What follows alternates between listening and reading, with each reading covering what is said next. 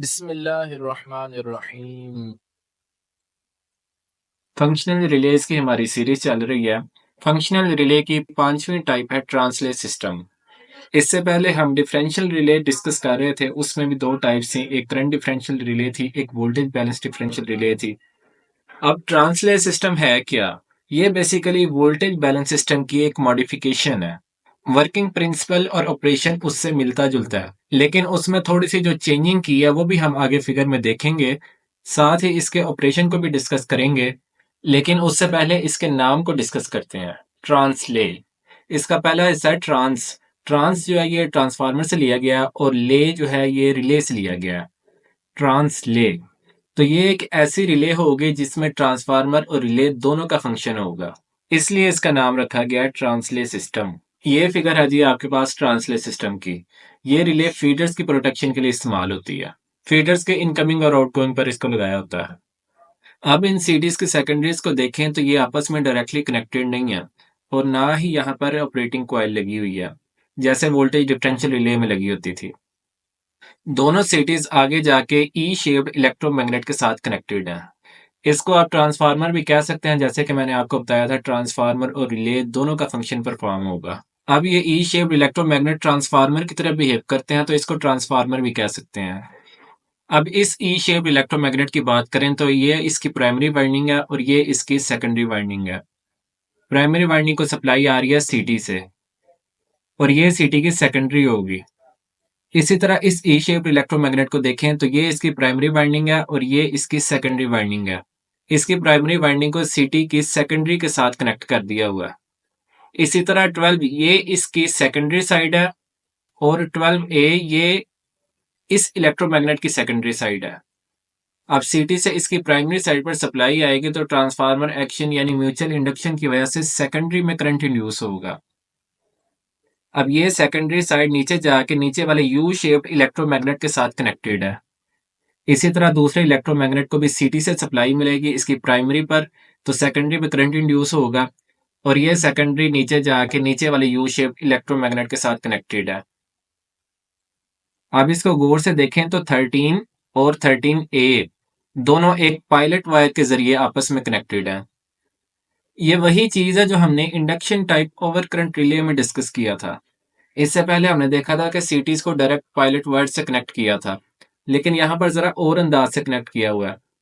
U shaped electromagnet से जो output निकल रही है इसको दूसरे वाले यू शेप्ड इलेक्ट्रोमैग्नेट के साथ कनेक्ट किया है, और ई शेप इलेक्ट्रोमैग्नेट की सेकेंडरी का जो दूसरा पॉइंट है इसको भी पायलट वायर के जरिए से दूसरे ई शेप इलेक्ट्रोमैग्नेट की सेकेंडरी के साथ कनेक्ट किया। यहाँ पर एक चीज का ख्याल रखना है कि दोनों सिटीज की पोलैरिटी ऑपोजिट होनी चाहिए, जैसे कि वोल्टेज डिफरेंशियल रिले में होती है। यहाँ पर एक स्पिंडल लगी होती है जिसके साथ ये एल्यूमिनियम डिस्क लगी होती है। इसी एल्यूमिनियम डिस्क के साथ ये मूविंग कॉन्टैक्ट अटैच होता है। ये मूविंग कॉन्टैक्ट है और ये फिक्स्ड कॉन्टैक्ट्स हैं। जब रिले ऑपरेट करती है तो ये मूविंग कॉन्टैक्ट फिक्स्ड कॉन्टैक्ट के साथ मीट कर जाता है। यहाँ पर पॉइंट 18 पर आपके पास कंपनसेटिंग कॉइल है। ये बेसिकली इंडक्टर है। अब हो सकता है इस कॉइल की इंडक्टेंस कम हो और वोल्टेज करंट से पूरा 90 डिग्री लीड ना करे, तो इस कंपनसेटिंग कॉइल की पोजीशन ऊपर नीचे करने से इसकी इंडक्टेंस में चेंजिंग आएगी और करंट वोल्टेज से 90 डिग्री लैग कर जाएगा। ये सब हम क्यों करवा रहे हैं? क्योंकि पायलट वायर्स में जो करंट होगा वो कैपेसिटेंस की वजह से होगा। ये भी कंडक्टर है और ये भी कंडक्टर है, दरमियान में एयर है जो कि एक डाइलेक्ट्रिक मीडियम है। दोनों कंडक्टर इलेक्ट्रोड्स बन जाएंगे और ये कैपेसिटर बन जाएगा, और कैपेसिटर में करंट वोल्टेज से 90 डिग्री लीड करता है। अब करंट यहाँ पर लीड करेगा और यहाँ पर लैग करेगा, तो इन दोनों का इफेक्ट एक दूसरे को कैंसल आउट कर देगा। इस तरह नेट करंट और नेट वोल्टेज इन फेज हो जाएंगे और पायलट वायर्स में से कोई भी करंट फ्लो नहीं करेगा। ये सब था जब सिस्टम में कोई भी फॉल्ट नहीं आया होगा, यानी नॉर्मल ऑपरेटिंग कंडीशंस में। अब जब फॉल्ट आएगा तो दोनों सिटीज का करंट सेम नहीं रहेगा। अब फर्ज कर लें इस सिटी में से ज्यादा करंट फ्लो करता है और इसमें से कम फ्लो करता है, तो इन दोनों की ईएमएफ में भी फर्क आ जाएगा।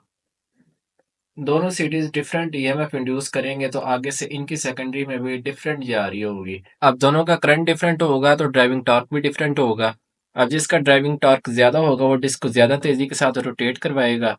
डिस्क के रोटेट करने से मूविंग कॉन्टैक्ट फिक्स कॉन्टैक्ट के साथ मिल जाएगा और सर्किट ब्रेकर ट्रिप कर जाएगा, जबकि दूसरी साइड पे कुछ भी नहीं होगा। जब एक तरफ ट्रिपिंग फंक्शन परफॉर्म हो जाएगा तो दूसरी तरफ कुछ भी नहीं होगा। अब एक सिनेरियो ये भी हो सकता है कि फॉल्ट की पोजीशन और नेचर ऐसी हो कि ये वाला ऑपरेट ना करे और ये वाला कर जाए, लेकिन ये डिपेंड करेगा फॉल्ट किस जगह पे आया। अब अगर कोई ऐसी सिचुएशन बन जाती है कि यहाँ पर ज़्यादा करंट इंड्यूस हुआ, तो ज़्यादा करंट इंड्यूस होने से यहाँ पर ज़्यादा ड्राइविंग टॉर्क प्रोड्यूस होगा। ज़्यादा ड्राइविंग टॉर्क प्रोड्यूस होगा तो ये ज़्यादा तेज़ी से रोटेट करेगी। ज़्यादा तेज़ी से रोटेट करेगी तो ये वाली साइड ट्रिप कर जाएगी। लेकिन एट ए टाइम एक ही एलिमेंट ट्रिप करेगा। इस सारी एक्सप्लेनेशन में एक चीज़ बहुत क्लियर है कि कौन सी डिस्क कितना रोटेट करेगी, कौन सी ज़्यादा करेगी, कौन सी कम करेगी, ये इस बात पर डिपेंड करेगा कि करंट का मैग्नीट्यूड कितना है, फॉल्ट किस जगह पे आया और फॉल्ट की नेचर क्या है। जो भी डिस्क ज़्यादा रोटेट करेगी वही सर्किट ब्रेकर को ऑपरेट करवाएगी। वर्किंग प्रिंसिपल इसका देखें तो वोल्टेज डिफरेंशियल रिले वाला ही है। उसमें हमने सीटीज की सेकेंडरी पर ऑपरेटिंग कॉइल लगा दी थी।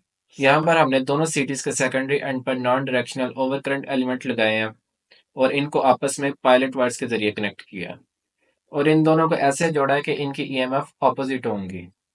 ये सिर्फ उसी सूरत में ऑपरेट करेगी जब ऊपर वाले दोनों सीटीज में करंट सेम नहीं होगा।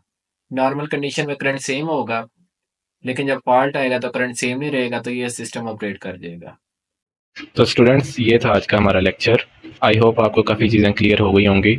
इसमें अगर आपका कोई क्वेश्चन है तो आप कमेंट करके पूछ सकते हैं। वीडियो पसंद आई हो तो वीडियो को लाइक कर दें, चैनल को सब्सक्राइब कर लें और बेल आइकन पर क्लिक कर दें। Thank you very much.